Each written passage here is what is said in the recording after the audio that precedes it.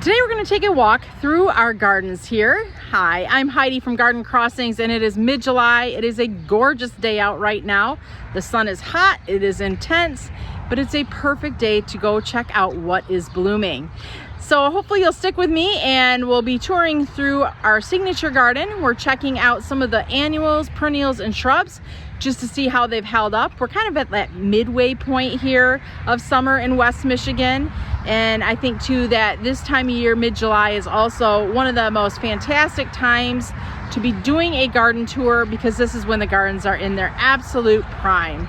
So let's go ahead and take a walk through the gardens here at Garden Crossing. As we take a walk through the gardens, I'm going to mention various plants that are currently looking nice and are in bloom. So if you need to stop the video, jot the name down, you can certainly do that. There's going to be so many plants we're going to talk about today, so just hold on and enjoy this beautiful walk through the garden. We're even going to get a little sneak peek at some of the new introductions for 2025. We're going to look at some of the proven winner new plants. So we'll check those out here quick a second. We have this little planter, or this little garden that was planted earlier this season in May, and there's so many fantastic things that are blooming right now. We're going to take a quick look at those, and then we're going to head on over to the bigger garden bed and check out what is all in color in that garden space. So let's go ahead and start off here right on the garden, right here at the garden that's next to me. First, we have a new penstemon. This is the Bejeweled Rose. If there's a plant tag, I'm going to try to get that so you can take a screenshot of the plant name. This is a beautiful penstemon. As I mentioned, this garden was only planted about 6, maybe 8 weeks ago, so the plants really haven't had a whole lot of time to mature yet, but there are some blooms that are showing. So I think this is at least a way that you can see what the flower color is, even though we're not seeing an actual mature plant yet at this point in the season. Garden phlox, the tall phlox, are always a favorite of mine. These are the Phlox Luminary Prismic Pink. And obviously, here as I'm walking through the garden, I can't give you all the details as far as how tall they get, which zone they're for. That is something that you'll want to reference our website, which is gardencrossings.com, and that's where you'll get all the information you need on the plants we're going to talk about today. Now, I did mention that some of these are new varieties for 2025, and they may not be on the website yet. In those situations, you can just ask me in the comments below and I will get you the details. Here's a new series of Coreopsis from Proven Winners. It's the Designer Thread series. This one here is called Heartstrings. This plant's about 24 inches tall or so and 24 inches wide with beautiful deep red flowers. This is a great plant if you have deer or rabbit in your garden. They tend to stick away from the Coreopsis. Most of the plantings are groupings of, I shouldn't even say that. I was going to say most of the plantings are groupings of 3, but we do have some singular plantings as well. Here is a new Stokesia for 2025. It's a white Stokesia. You can see there's a lot of blooms on here that are kind of spent, but there's still also a lot of buds remaining. This is part of the Totally Stoked series, and this is called Whitecaps. Oh wow, I have not seen a hibiscus bloom yet. In fact, we are seeing this for the first time. This is the new hibiscus. This is the Summerific All Eyes on Me. Now this is a very young plant. It's only 2 foot tall, so this definitely is not giving you a good indication of what it's going to be at maturity, but you can see the beautiful bloom and also the foliage color, kind of an olive with just a little bit of burgundy on it. But wow, I love the overlap petals. The color is beautiful, and I would say it's about 7 or 8 inches or so across. So a nice, beautiful big bloom. Campanula, very low growing border plant. This is part of the Mini Marble series from Proven Winners. The color is Midnight. It's only about 4 to 6 inches tall. Behind it is the Achillea, the Firefly Fuchsia. Look at the beautiful fuchsia blooms there. I'll try to get the tag, it's kind of hidden. But a new color to the Firefly series of Achillea, which is also a very welcomed addition. More of the Campanula, part of the Mini Marbles series. This is a lighter blue. This one I believe is called Delph. We don't have the name tag in, but I do believe the color is called Delph. And then the third in the series of the Campanula Mini Marbles is this little white guy. So you could plant a trio of color if you wanted to, or do them in mass plantings all of singular color. And they make a great border for the front of the garden. We've got a new Agastache called Guava Lava. Kind of a nice, I guess guava is the best way I can describe the color. Kind of a pinkish orangish color. Tags are kind of hard to see. Right now this one's only about 24 inches tall, but as I mentioned, these plants could continue to get taller as they mature, especially going into next season. More Coreopsis, part of the Designer Thread series. This is called Creamy Calico. Beautiful light, kind of a creamy white flower with a deep burgundy center. I could see planting, there's I think 3 or 4 different varieties in this Designer Thread series. I could see planting these all together to create just a unique color mixture in the garden. And sometimes I like to do that. I'll grab plants that are all kind of in the same plant family, but various colors, and just mix them all. Another tall phlox, part of the Garden Girls series. This one is called Fancy Girl. Beautiful pinkish purple blooms. This one stands about 24 inches tall or so. Nice substance. Fancy Girl. You can see the foliage too is very clean, which that's definitely something that they are breeding for with the new tall phlox, is for clean mildew free foliage. Now that's not always going to be the case, but anything they can do to strive for that goal is what they do try to do with the breeding of the new tall phlox. A new sedum, this is the Sedum Rock and Grow Midnight. Deep, dark, black foliage, red flowers. This is a new introduction for 2025. More of the tall phlox, part of the Garden Girl series. This one is Material Girl. Again, you can see nice clean foliage, beautiful purpley pink blooms. Really creating an intense splash of color here in this garden bed. The third in the Designer Thread series is Designer Threads Scarlet, which is a pure, rich red. Let's create a nice mounding habit. I don't know, what do you think about mixing all of the various Designer Threads Coreopsis in one planting? I mentioned I thought it would be pretty cool. Some of these varieties we're walking past now are varieties we've talked about, so I'm just heading down to find something new and different, like this new Stokesia. This is also part of the Totally Stoked series, and you can see a lot of buds have, a lot of flowers are done. There's still some buds remaining, but beautiful purple color, part of that Totally Stoked series. More Coreopsis Designer Threads. This one is called Golden Needles. Very large plant. Actually, I should say very large flowers. The flowers on this plant seem to be the largest of the series. Nice golden yellow with a burgundy center. A lot of flower coverage. The nice thing with Coreopsis is they create a very large mass of color when you're planting them in the landscape. More tall phlox. These seem to be a little bit shorter than the others. This is the Phlox Luminary Pink Lightning. This is a proven winner introduction for 2025, and I am loving this pale, and I guess we shouldn't say pale because it's not super pale, but I'm loving this pink coloration. It's just a little bit different than the others that we've seen. It's got more coral in it. As you can see, just a beautiful mass of color on those plants. And heading down to 2 more new varieties for 2025. We have the Heliopsis Touch of Blush. The thing I like about Heliopsis is they're drought tolerant, they like full sun, and they're very long blooming varieties. Heliopsis Touch of Blush features a variegated foliage that has just a hint of blush pink on the edges, and you can see the beautiful golden flowers. I think that the yellow flowers really stand out beautifully in any landscape. And the last is the Achillea. This is the Firefly Red Pop, which is another new introduction to the Firefly series. And you can see it's got really vibrant red blooms on it.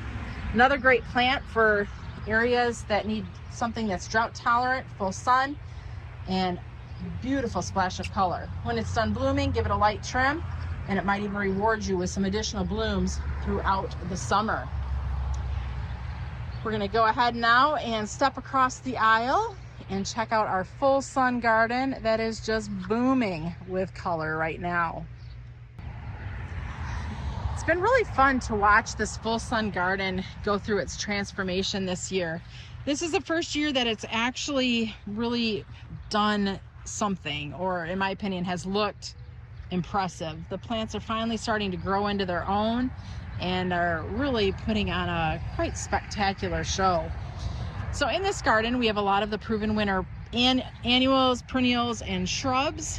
You can see there's a lot of daylilies blooming right now, so let's take a closer look at the daylilies. This beautiful red one with extra large blooms, this is called Ruby Spider. Next to it we have the Primal Scream, which is a nice deep orange. Oh, looky here, we've got some visitors in the garden.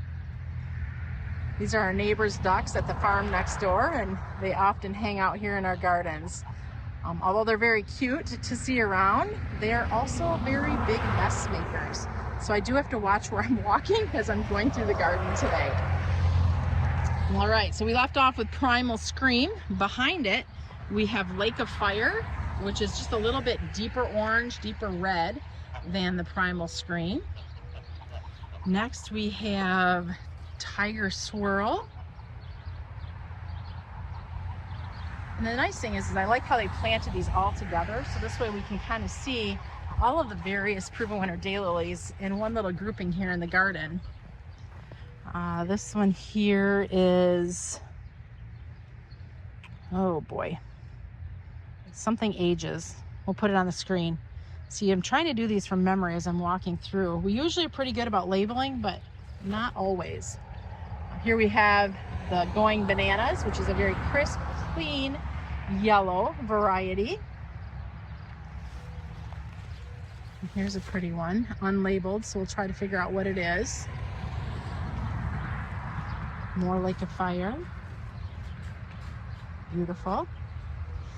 At home too, when I plant daylilies, I like to plant them in groupings so that I can see all of the various colors all in one place. I think they just play off of each other really nicely that way. And when daylilies aren't blooming, their foliage is pretty nice as well, with kind of that long, strappy, grass-like look. So as I just mentioned, as we were walking through the garden, a lot of what's out here is labeled, and that is our goal, but not everything. So if there is something I come across that I'm not sure of, I'm gonna let you know that I'm not sure of it, and we'll try to look it up and pop the name up on the screen for reference for you. The Lemony Lace Sambucus or Elderberry is doing gorgeous. I love that chartreuse splash of color. Here in Michigan, this can handle full sun. For those of you in the south, I'm thinking it's gonna be more of a part shade plant in your area. Ligularia Bottle Rocket. This is a great part shade plant. Although again, we have it planted here in full sun, but Bottle Rocket's got the nice yellow rocket spikes of color and very big foliage. Heuchera. This is the evening gown heuchera with its deep, dark, ruffly foliage. It's just about done with its bloom right now. You're seeing a lot of flower spikes there of pale pink flowers, but this is definitely near the end of its bloom cycle. Tell you what, Stand By Me Clematis has been fabulous for like the last 6 to 8 weeks. Smaller flowers, but lots of them. You can see it's that kind of that transitionary period where we're still getting some of the purple flowers, but we also have a lot of the seed pods that are starting to show. I think the seed pods are almost just as interesting as far as texture as are the flowers here of the Stand By Me Clematis. You'll notice we have it planted in a tomato cage, and that's because this is a non-clinging clematis, which means it's one that does not wrap around a trellis. So we're using the tomato cage to hold it up. As the name implies, stand by me. You can also plant plants around it to kind of hold it up. Sedum has definitely taken off since the last time we did a video out here. This is the Rockin' Round Pop Star Sedum. Right now it's just at its foliage stage. It'll be flowering a little bit later on this summer with beautiful pink flowers, but a very excellent low growing ground cover sedum that even when it's not in bloom has some pretty interesting kind of bluish greenish foliage.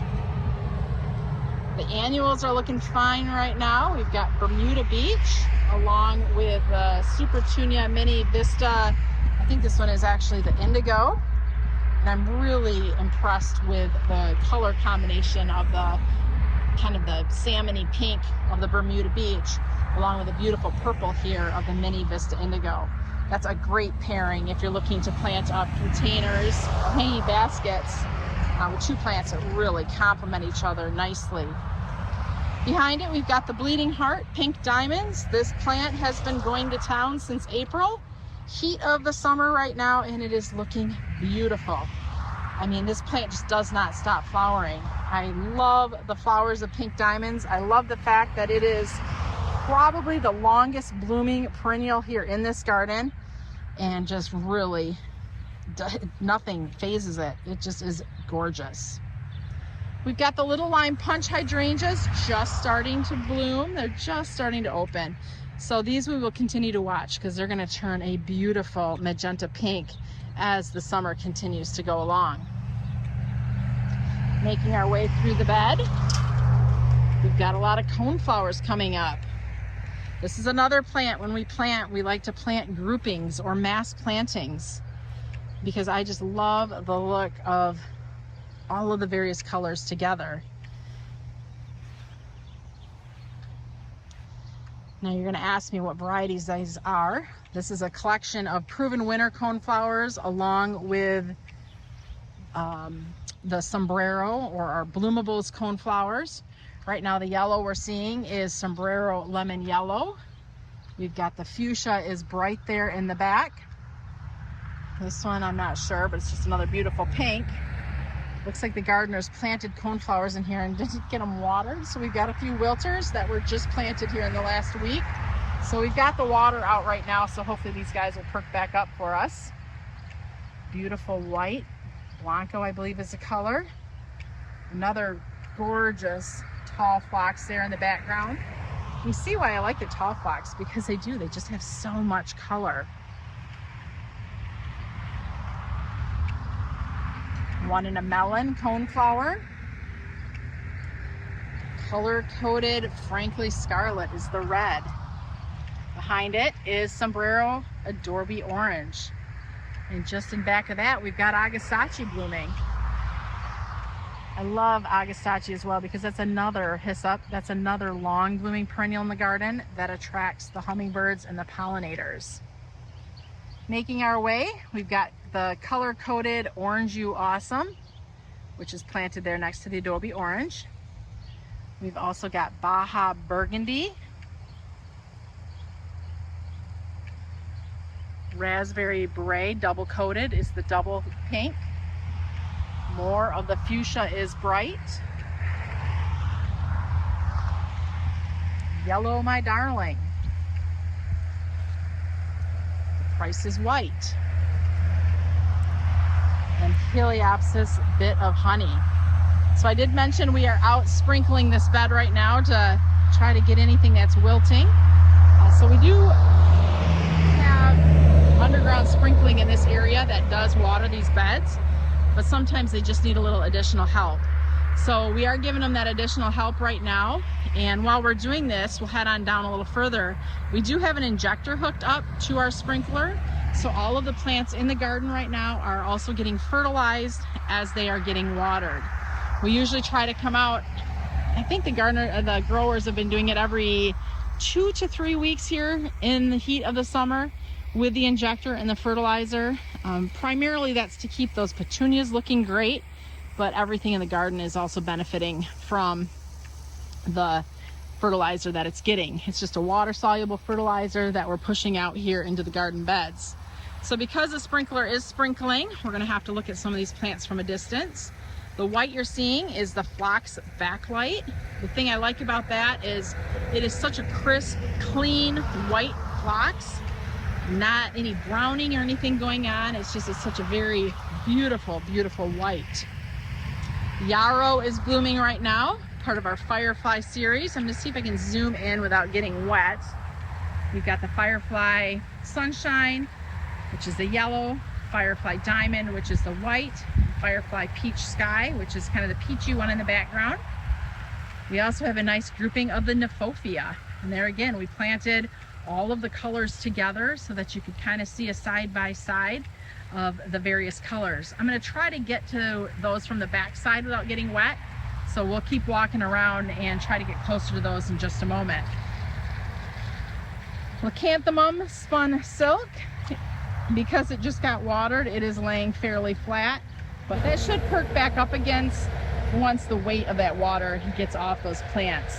Spun silk is a fairly tall leucanthemum, over 3 foot tall. Really beautiful big flowers. Look at those. Isn't that gorgeous? Ignore that though. It's gonna spring back, I promise.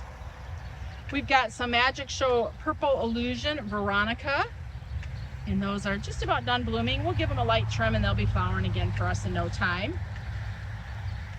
Lantana. I want to show you the hoopla, because this just goes to show, like, we have issues in our garden too. And the issue is they haven't gotten enough fertilizer or water. So they're just looking a little bit hungry and tired. So this is the reason we're getting out here today with the extra water and fertilizer, is to get these petunias looking like something nice again. The eye catcher Canary Feathers coneflower. Oh, I just love coneflower. Can you tell? Pink Cashmere Verbena is doing really nicely. Evidence we don't have rabbits out here, because this would be chewed down if we did. Invincible Garnetta Hydrangea, just a cute little compact one. This is only about 2 foot tall right now. Probably been in the garden for a couple of years.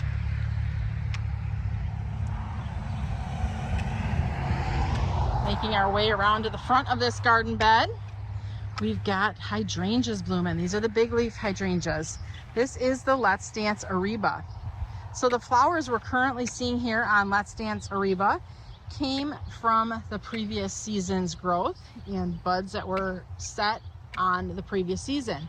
You can see all of that new growth. All of that new growth is going to be our second round of flowers for these plants. So this is going to be fun, because it's very reliable here in zone 6A. You get your first flowers, and then you'll get a second round of flowers later on in the season. So that'll keep these big leaf hydrangeas in color from about midsummer through the end of the summer. We also have a Let's Dance Can Do, which is more of a lace cap. This one too is a very reliable bloomer for us here in Michigan. Large blooms. The flowers we're seeing are from the previous season's growth. And you can see there's more buds already waiting to emerge with flowers later on in the summer. Some Liatris Kobold back there, the beautiful purple plant. Nice tall flower spikes. This also makes a very nice cut flower. And when we did a butterfly release a few days ago, they were hanging out all over this Liatris. The oregano is in bloom. This is called Drops of Jupiter. Beautiful chartreuse green foliage with now in flower purple blooms. Plant is looking pretty nice right now. This is one of those plants that I will put a disclaimer with, meaning make sure you plant this in a place that you are okay if it does run a little bit on you, because this one does kind of like to spread and run. But the foliage and the flowers are simply magnificent right now. And you can see we have it paired there with some black penstemon, which were blooming in the spring, but that foliage still makes for a really nice pairing. Making our way back and around the backside here of the berm. Maybe I have to apologize for having such big gardens and so much information to give you, but I don't think that you need an apology. I think if you're still watching, I want to thank you for holding on through this long video, but there's just so much to see and so much to talk about. Got those tropical rose sun patients. Aren't they looking spectacular? So we created kind of a drift along the back side of this bed, and that just helps continue and take the color through this whole bed, even when the perennials are cycling with their time to shine. We're gonna head up here on the top of the berm to get a few of the plants that are here in the middle, like the pink mink clematis. Ugh, small flowers, but so many of them. Proven Winners really has a great selection of clematis. I mean, we sell probably over 60 varieties of clematis, and I think about 15 of them are the Proven Winner varieties. But I tell you what, if I'm recommending something to somebody, it's usually one of the Proven Winner clematis, because they are very reliable, the flowers are beautiful, and I really am very successful with them in my garden. So I want you to be successful with what you're trying, especially if it's just your first time growing clematis. I want to give you something that's going to be the most successful for you. Oh, some thirsty hydrangeas. Oh, I feel bad for the babies. They'll perk up though. They'll be fine. They always are. All right, we're getting close to these Nephofia because I wanted to try to get you some names. So we have the yellow one, kind of a soft yellow, which is Pyromania Flashpoint. We have Pyromania Backdraft, which is the orange with the yellow. Pyromania Rockets Red Glare, which is the red and yellow. We have on the back side, see if we can still get to them without getting wet, Solar Flare, which is the deeper yellow. And then I think this one is called Orange Blaze. So here you have the collection of all of the Proven Winners Nephofia in one grouping. You can see there's a couple that are taller than others, but as far as seeing all the different colors together, it really gives you a good picture of what the plants actually look like in a landscape setting. All right. Oh, Russian sage are looking great. That is Sage Advice. Looks really nice paired with those sun patients.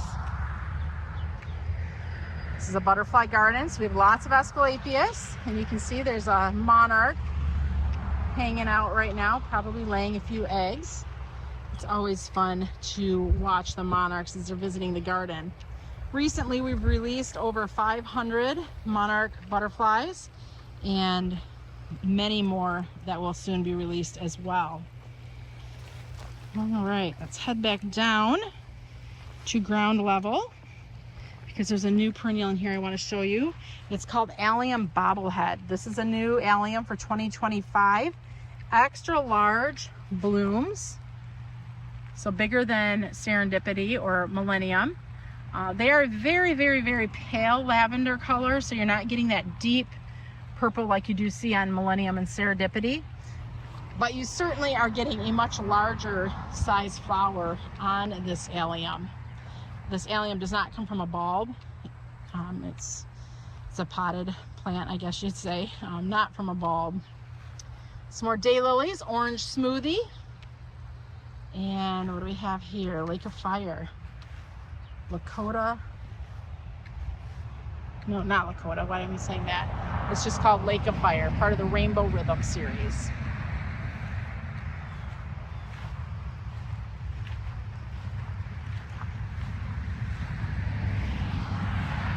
Some more Veronica blooming.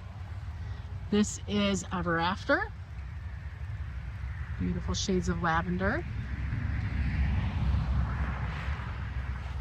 Oh, Sweet Summer Love is blooming and I missed it.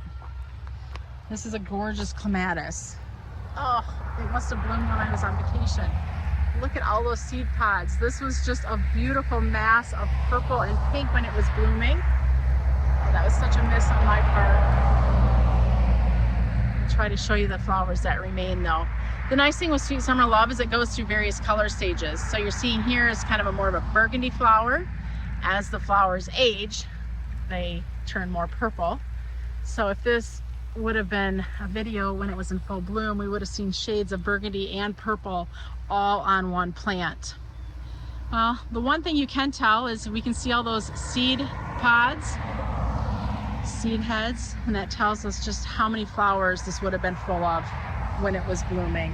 Oh, I'm so sorry I was not able to get you that when it was in full bloom. I'm not sure if I'm more sad for myself or for you, but oh, that's such a great clematis. The sugar shack shrub is blooming right now. This is a native shrub. Look at the beautiful flower heads. Really gorgeous. Something that's not often spoken about, I don't think. It just adds a neat and unique texture into the garden. The butterfly bush are continuing to look fabulous. We've got Miss Molly with a bright magenta blooms. We've got Miss Violet with its deep purple blooms. In the background here, oh, we've got another hibiscus blooming. This is a young plant, so it's small, but this is all eyes on me. Look at the beautiful extra large big bloom. It's just starting. Look at the buds. So many buds on just this teeny tiny plant that's only been in the garden for just a couple months.